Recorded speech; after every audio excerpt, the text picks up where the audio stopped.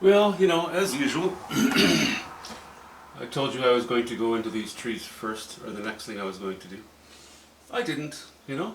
I'm like Justin Trudeau. I'm not capable of saying anything without lying. What I did do though is I worked in this sky and I brought this down. I intensified this. It's sort of a mist, sort of a high ambient moisture area, almost a cloud. Because I like the motion of cutting off of here and swinging it up a little bit. It bisects the sky a little bit, but not enough that I think it's going to be of any kind of concern. Um, so I played in there. Also, this water needed a little bit of modifying, a little bit of maturing. I had a very dark line in here separating this and this. I've raised the value of this one a little bit. I've also raised the value of this little in-between. The creamy center of the Oreo cookie, that was a little too dark. As we get out here, I've faded it off, which is kind of important actually, getting towards the edge. And now, I'm just going to grab a brush to basically more or less wash in. I'm not using any terps though. And I'm going lower value than what it's going to be when I take a knife to it. But I would like to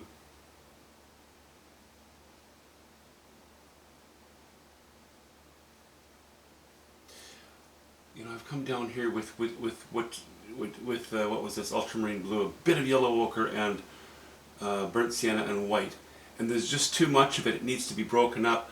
Also, I going up into the sky like this kind of gave me license to go down into the water a little bit more, to bring it lower, provided I gradually make the water a little bit darker as we go down, because we don't want too much attention paid to the water down below here. So I'm going to be sort of feathering the colors a little bit, you would say. You can see I've got a few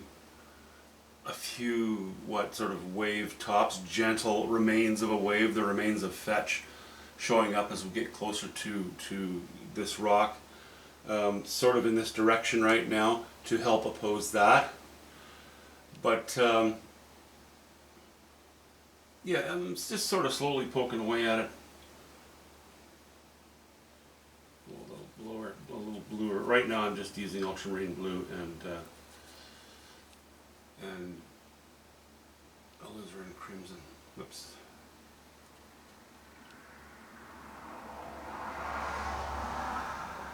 To bring this more in line with what I'd like. I like this sort of roughly picking up on the fact that it's reflecting the fact that this is sort of dark here. I'm not going to mimic this tree, as I said. I don't want to cut through that.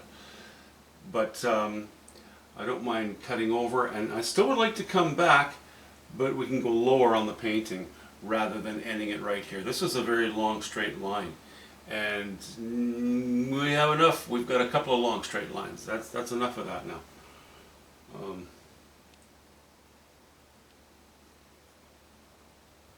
Let's try to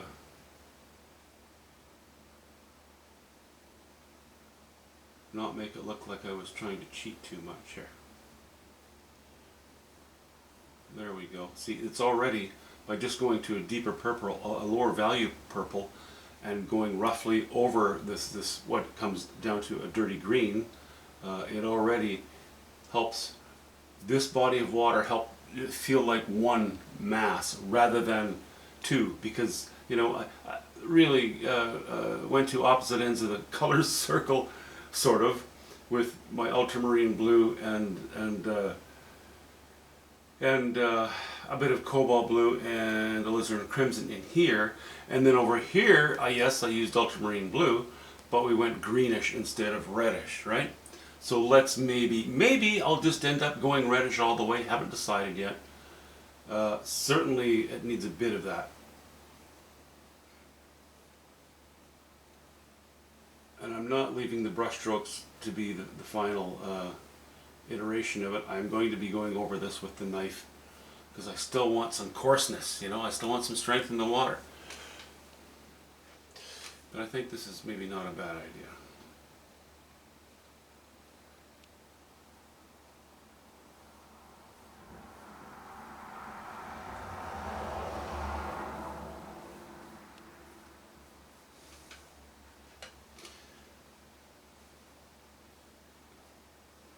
And in the water here, I don't have to approximate the color of the rock or the tree or anything. All I want to do is lower the value. So even if I just go with this purple under this, here, let's just do it. Let's just do it.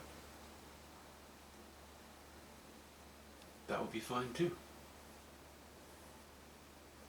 So even though where I'm painting right now already has some texture on it, I'm not going to concern myself. I'm not going to worry about it.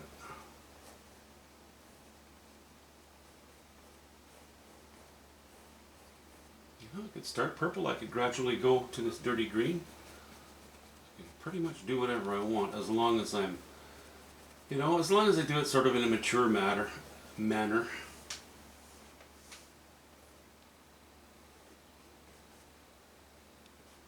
But it is a nice purple, ultramarine blue and alizarin crimson, a bit of white. It is a nice purple. Picks up some of the stuff from the sky here. Provides unity. I don't want to do the whole area in these values. I want this to be darker because I do not want,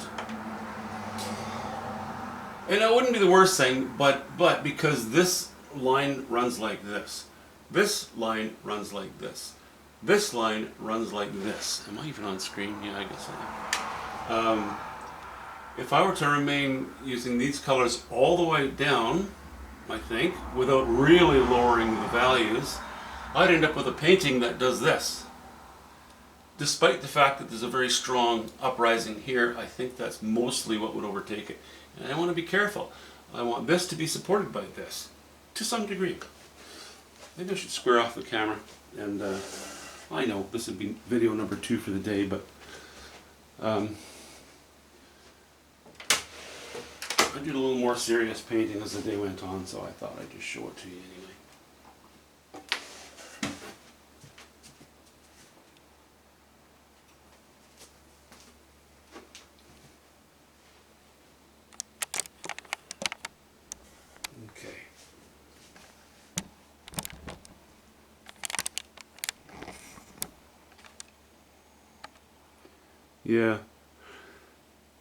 Yeah, I think that water is heading in a good direction. And I'm definitely pleased with the decision to bring more interest into that sky, break it up a little bit.